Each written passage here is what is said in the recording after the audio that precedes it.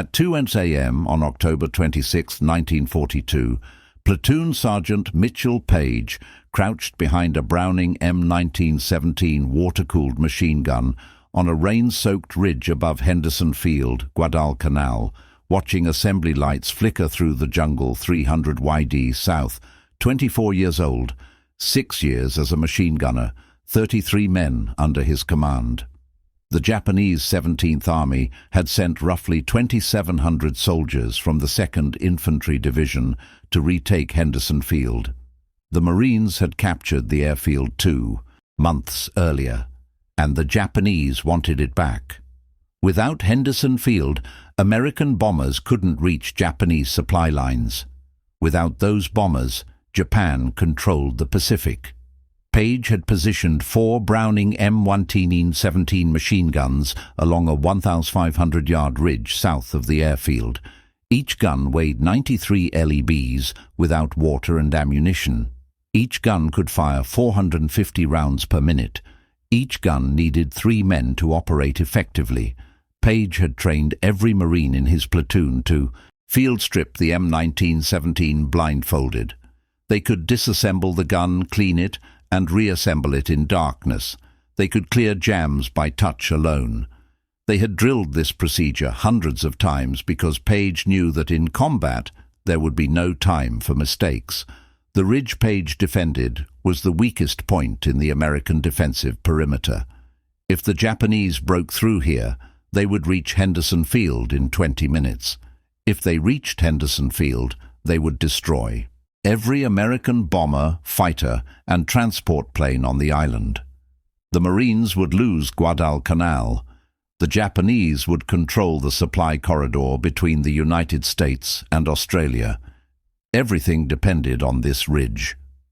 Paige had rigged a makeshift tripwire in front of his position earlier that evening. He had strung the wire through the jungle undergrowth and placed empty creation cans at intervals along the wire. Each can contained an empty cartridge. If Japanese soldiers disturbed the wire, the cans would rattle. The system was crude but effective. It would give his men perhaps 30 seconds of warning before the attack began. At 2:45 a.m., the cans rattled. Japanese artillery from howitzers positioned west of the Guadalcanal River began hammering the ridge. Shells exploded in the mud around Paige's position. Tree branches shattered overhead. Shrapnel tore through the jungle canopy.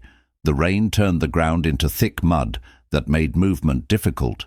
Paige could hear Japanese soldiers moving through the jungle below. They were singing. They were smoking cigarettes. They were confident they would retake Henderson Field before dawn. The first wave of Japanese infantry emerged from the jungle at 3 a.m. Paige gave the order to open fire. 4 Browning M1917s opened up simultaneously. Tracers cut through the darkness like red streaks. Japanese soldiers fell in rows. The first ranks collapsed. The second ranks climbed over them. The Marines had zeroed their guns during the afternoon. They knew the exact range to every tree, every bush, every depression in the ground. The Japanese were advancing directly into a kill zone that Paige had prepared for exactly this moment. But the Japanese kept coming. They climbed over their own dead. They charged through machine gun fire without stopping. Paige could see officers with samurai swords leading attacks. He could see soldiers carrying Bangalore torpedoes to blow holes in the barbed wire.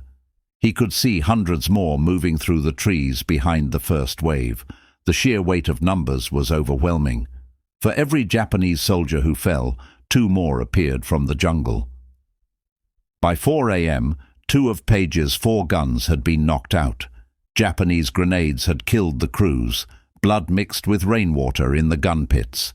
Paige shifted his remaining men to the 2 functional guns. He moved along the ridge through the mud, directing fire, clearing jams, replacing wounded gunners.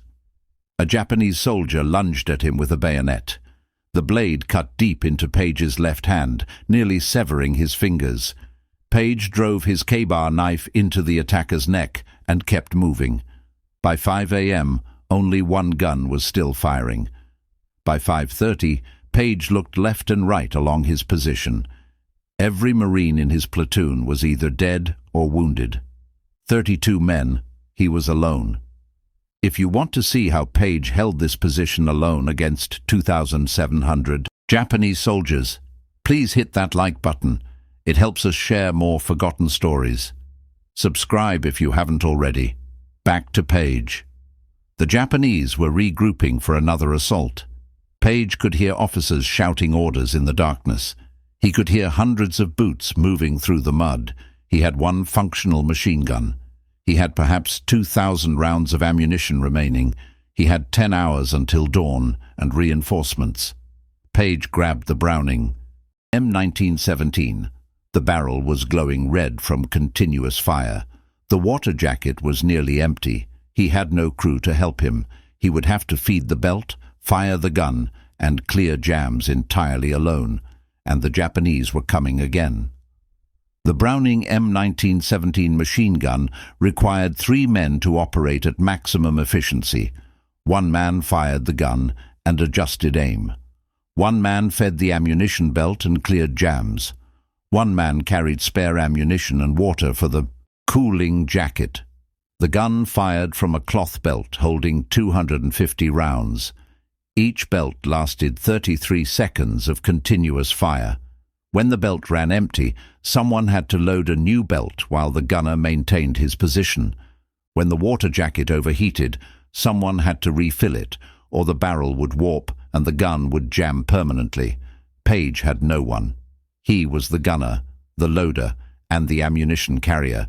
He would fire until the belt ran empty, then reload while Japanese soldiers advanced through the darkness. He would fire again until the water jacket began to steam, then crawl to find water while the barrel cooled. The system was impossible. He tried it anyway. The next Japanese wave hit at 6 a.m. Paige opened fire. The gun bucked against his shoulder. Spent casings piled up around his position. Tracers showed him where the rounds were going. He could see Japanese soldiers falling 50 yards away. He could see more climbing over the bodies. The belt ran empty after 30 seconds. He grabbed a new belt with his right hand. His left hand was still bleeding from the bayonet wound. He loaded the belt into the feed tray with one hand while watching the Japanese advance.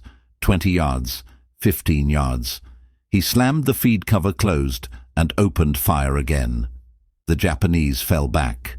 By 7 a.m., the barrel was too hot to touch. Steam poured from the water jacket. Paige knew the gun would seize if he kept firing. He grabbed an empty canteen and crawled 15 ft to where a dead Marine lay in the mud. The Marine had a full canteen. Paige unscrewed it and poured water into the gun's jacket. The water boiled instantly. He poured more. The gun cooled enough to keep firing. At 8 a.m., his original gun jammed. A spent casing had lodged in the receiver. Paige cleared it by feel in the darkness, but the gun jammed again 3 belts later. The receiver was damaged. The gun was finished. He abandoned it and crawled 30 yards through mud and bodies to where the second gun sat silent. The crew was dead. The gun was intact. He dragged the gun back to his position. 250 rounds remained in the belt. The Japanese hit again at 9 a.m. Paige fired from the second gun. The barrel was cold. The water jacket was full. The gun worked perfectly. He killed Japanese soldiers at 40 yard, at 30 yard, at 20 yard. They kept coming. He could smell them now. Sweat and gun smoke and blood. He could hear their boots in the mud. He could hear officers shouting. The belt ran empty. He reloaded. The Japanese fell back again. Paige's hands were shaking. Blood from his bayonet wound had soaked his left sleeve. Shrapnel from a grenade had hit his right leg. He could barely see through the darkness and smoke. His ears were ringing from hours of machine gun fire. He had lost track of how many belts he had fired. He had lost track of how many Japanese soldiers he had killed. He only knew they kept attacking, and he kept firing. At 10:15 a.m., the second gun overheated. Paige crawled to find water. Every canteen within reach was empty. The dead Marines had already been stripped of water hours ago. He remembered something from training, something desperate. He urinated into the water jacket. The gun cooled. He kept firing. By 11 a.m., Paige had been fighting alone for 6 hours. The sun was rising. He could see the battlefield clearly now. Bodies covered the slope in front of his position, hundreds of them. The Japanese had pulled. Back to regroup. Paige used the pause to crawl to the third gun position. That crew was dead too. He dragged their ammunition back to his position. 12 belts, 3,000 rounds. He checked his remaining guns. Gun 2 was still functional, but the barrel was worn. Gun 3 had a damaged tripod, but the weapon itself worked. Gun 4 had been destroyed by a grenade. He now had 2 functional guns and 3,000 rounds. The Japanese had at least 2,000 soldiers left, and they were forming up for another assault.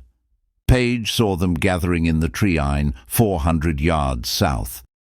Officers were organizing units. Soldiers were fixing bayonets. This would be the big push. They would throw everything at his position. And if Parr's guns failed, if he ran out of ammunition, if he made one mistake, Henderson Field would fall before noon. The Japanese assault began at noon. This time they came from 3 directions simultaneously. 200 soldiers charged directly up the slope toward Paige's position. Another 100 flanked left through the jungle. Another H-100 flanked right. They were trying to overwhelm him through sheer numbers. They were trying to force him to choose which direction to defend, while the other attacks succeeded. Paige chose all 3 directions. He fired gun 2 at the center assault until the belt ran empty. While the Japanese in the center took cover, he grabbed gun 3 and fired at the left flank. 30 conned bursts. He killed the lead elements and forced them back. Then, he dropped gun 3 and returned to gun 2 with a fresh belt. The center assault had resumed. He fired again. The Japanese fell back. He switched to gun 3 for the right flank. He was moving between guns every 30 seconds, firing from different positions, making the Japanese think multiple machine gunners were defending the ridge. The deception worked for 20 minutes. Then the Japanese officers realized only one gun was firing at a time. They adjusted their tactics. They began coordinating their assaults, so all 3 attacks hit simultaneously. Paige could only fire one gun. That meant 2 attacks would advance unopposed while he engaged the third. At 12:30 p.m., the right flank broke through. Japanese soldiers reached the top of the ridge 70 yards from Paige's position.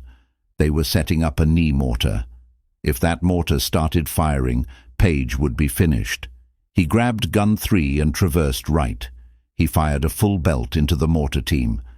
They went down, but while he was firing right, the center assault had advanced to 30 yards. He swung gun 3 back to center and fired. The Japanese dove for cover. Paige was losing. He could hold one position or another, but not both. The Japanese would eventually flank him and attack from behind. He needed help. He needed reinforcements. He needed anything. At 100 p.m., he heard American voices behind him. 2 rifle companies from the Battalion Reserve were moving up the ridge. Lieutenant Colonel Lewis Puller was leading them personally. Puller had brought 40 Marines to reinforce PA's position. They spread out along the ridge and began firing. The Japanese advance stalled. Puller crawled up to Paige's position. He looked at the dead Marines. He looked at the hundreds of Japanese bodies on the slope. He looked at Paige, covered in blood and mud, still firing the machine gun. Puller asked if Paige could hold until more reinforcements arrived. Paige said he could. Hold as long as he had ammunition. The Marines dug in. Puller organized the defense. He positioned riflemen to cover the flanks. He brought up 2 more machine guns to support Paige's position. He called for artillery support from the batteries behind Henderson Field. Within 30 minutes, American 105mm howitzers were dropping shells on the Japanese assembly areas 400 yards south. The Japanese advance stopped, but Paige knew this was temporary. The Japanese still outnumbered the Americans 10-1. They still had fresh troops in the jungle. They would attack again, and when they did, Paige would be right back where he started, alone behind a machine gun, fighting impossible odds. At 2 p.m., the Japanese began another assault. This time they sent 500 soldiers straight up the middle. No flanking attacks, no tactics, just mass. They were betting that sheer numbers would overwhelm the American position. They were probably right. The howitzers fired. Shells exploded in the Japanese ranks. Dozens fell. Hundreds kept coming. The Marine riflemen opened fire. More Japanese fell. More kept coming. They were within 50 yards now. Puller was yelling for everyone to hold their positions. Paige was firing belt after belt into the advancing mass. At 40 yards, Paige's gun jammed. A spent casing had stuck in the ejection port. He cleared it with his K-bar knife. The Japanese were at 30 yards. He loaded a fresh belt and fired. The gun worked for 10 seconds, then jammed again. The receiver was damaged from hours of continuous fire. The gun was finished. Paige looked at Puller. They both knew what came next. If the Japanese reached the ridge, they would overrun the position in hand-to-hand combat. The Marines would lose Henderson Field. The Americans would lose Guadalcanal. Everything they had fought for over the past 2 months would be gone. Puller made a decision. He ordered everyone to fix bayonets. They were going to charge. 40 Marines were going to charge downhill into 500 Japanese soldiers. It was suicide. Puller asked who would lead the charge. Paige stood up. He had been fighting for 12 hours straight. He had held this ridge alone for 6 of those hours. He had killed more Japanese soldiers than he could count. His hands were destroyed. His leg was bleeding. He could barely stand. But he was not done fighting. He picked up his M1917 Springfield rifle. He fixed his bayonet, and he looked at the Japanese soldiers climbing the slope toward him. The bayonet charge began at 2:15 p.m. Paige went first. 40 Marines followed. They ran downhill through the mud toward 500 Japanese soldiers climbing up. The Japanese saw them coming and hesitated. They had been attacking for 12 hours. They had lost hundreds of men. They had thrown wave after wave at this ridge, and every wave had been cut down by machine gun fire. Now the Americans were charging them. The hesitation lasted 3 seconds. Then the Japanese officers started yelling orders, and the soldiers raised their rifles. 500 rifles against 41 Marines running downhill with bayonets. The mathematics were simple. The Marines would die before they covered 30 yards. But something strange happened. The Japanese soldiers in the front ranks looked at the Marines charging toward them and looked at the hundreds of dead Japanese soldiers covering the slope behind them and made a calculation. They had been attacking this position since 3 hours a.m., 11 hours. They had sent wave after wave, and every wave had been destroyed. Now the Marines who had killed all those men were charging directly at them with bayonets. The front ranks broke and ran. The officers tried to stop them. They drew their swords and screamed at the soldiers to hold their positions. Some soldiers obeyed. Most did not. The entire front line of the Japanese assault collapsed. Men turned and ran back down the slope. The Marines kept charging. Paige hit the Japanese line at a full run. He drove his bayonet into the first soldier he reached. The blade went through the man's chest and stuck. Paige couldn't pull it free. He dropped the rifle and drew his K-bar knife. A Japanese soldier swung his rifle at Paige's head. Paige blocked with his left arm and drove the knife into the soldier's stomach. Another soldier came at him from the right. Paige kicked him in the knee and stabbed downward as the man fell. The Marines spread out along the slope. They were killing Japanese soldiers in close combat, bayonets and knives and rifle butts. The Japanese line broke completely. Soldiers were running back toward the jungle. Officers were trying to rally them, but the panic had spread. Within 5 minutes, the entire assault had dissolved into a rout. Paige chased them 50 yards down the slope. Then Puller was yelling for everyone to pull back to the ridge. They had broken the assault, but they were still outnumbered.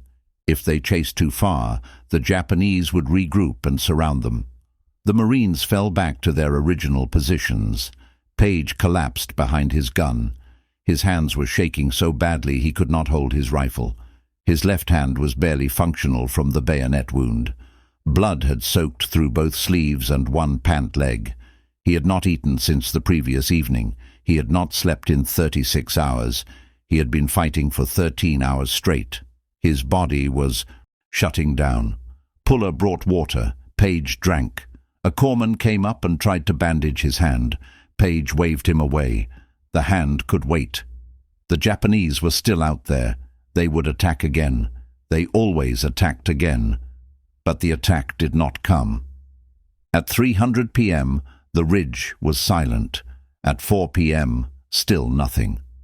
Marine patrols moved forward carefully through the battlefield. They counted bodies. Japanese dead covered the slope from the ridgeline down to the jungle.